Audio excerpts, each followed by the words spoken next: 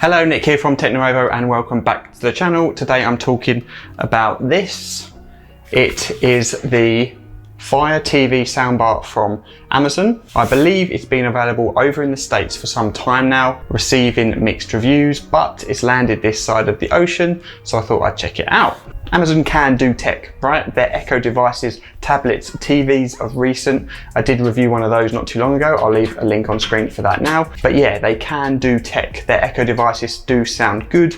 They can deliver good performance. So in theory, they can move that into a soundbar form factor. Anyway, let's run through it. Unboxing the soundbar, it looks like any other soundbar. It's not flash, it hasn't got a display. It's black, it's minimalist, and will just blend in nicely with your telly. It's compact, it's only 60 centimeters long, which I do like, and it weighs about 1.5 kilograms, which is good. It feels heavy, robust, and overall it feels well built. It's got buttons to the top, although a remote is provided, so chances are you won't really use them. It has a cutout at the rear for the inputs, being HDMI, power, optical and USB. There are screw holes to the rear, so you can wall mount this if you wanted to. In the box you get the soundbar, power lead, HDMI cable, remote with batteries and some instructions. Moving on to spec, this is a 2.0 soundbar, so there are 2 channels, 2 speakers in the soundbar only, no bass driver or separate subwoofer or an option for one. Total output is 40 watts. It is compatible with Dolby Digital and DTS Virtual X, so if your TV and the content you're watching uses either of those audio formats, the soundbar will be able to deliver those for you. There are 3 levels of bass control. There are also 3 EQs for dialogue, music and movie. Inputs I touched on earlier, HDMI eARC will likely be the most used option, but optical is there, plus Bluetooth if you wanted to connect your phone or another device. This is named Fire TV soundbar, which could be misleading. This doesn't include Fire TV. There isn't a Fire Stick built into this, unlike their tellies where they actually do that. So this is purely a speaker. There is no Fire TV interface or software built into it. However, Amazon say this is designed to complement Fire TVs and you'll be able to control both devices from one remote. Fine, great.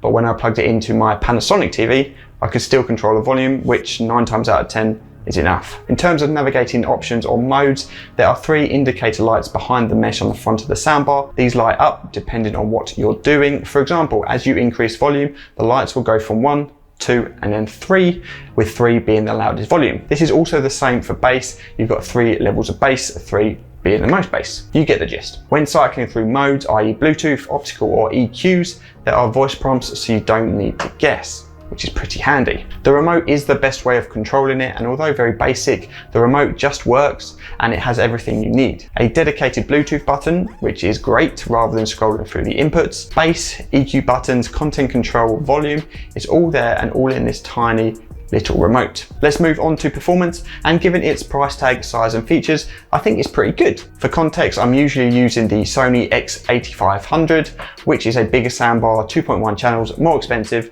so somewhat of a comparison, but not really a fair one. If you want to see that video, I'll drop a link on screen for that now. Anyway, I think it holds up pretty well against it. Movie performance is good, well mixed, and by that I mean the dialogue is clear and loud enough. It's not unbalanced with really quiet dialogue and booming explosions. None of that, which is quite nice. That is with movie mode active, by the way. With dialogue mode, there is a slight increase in dialogue volume, less bass in my opinion, but I rarely use that mode when watching a movie or TV series. Loud, it is very loud if you wanted it to be, and the quality is sort of retained at those higher volumes. For me, low to mid volume, 1 or 2 indicator lights is the sweet spot. Perfectly loud enough for a movie experience, not too loud that it wakes the kids up upstairs, and not too overpowering that the bass lacks, because that is where the quality drops off at the higher volumes, the bass. You've got to remember there is no bass driver, no separate subwoofer, so given that, the bass is more than acceptable, but if you want that rumble, this may not be for you. I watched a few movies, TV shows like The Bear Season 3, which was a bit off, didn't really enjoy it that much this time round, but that's a good example where the dialogue is more important than say watching the new Planet of the Apes film, where you want that loudness and the booming and the action. Music equally as good and enjoyable at low to mid volumes, but if you want it loud, it can certainly fill your house, so you're shouting over each other to have a conversation. We did use this quite a lot for music as it has that Bluetooth feature, and the soundbar is quite centrally positioned in the house and entertaining spaces. It's easy to connect, can run Spotify via my phone. Great, perfect for everyday listening. Enough talking, here are some examples of the soundbar in action, unedited, purely recorded through my camera.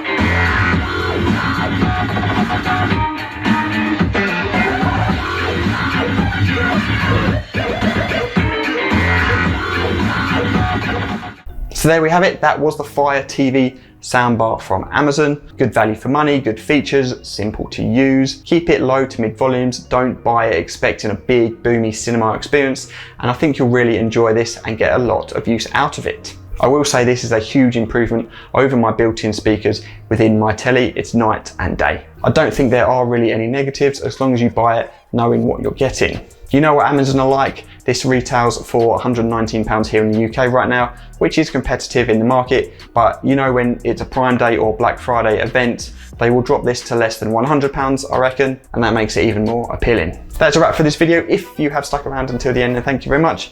I will keep using this for a while, why not? So if you have any questions, drop them in the comments section below, and I'll try and get back to you.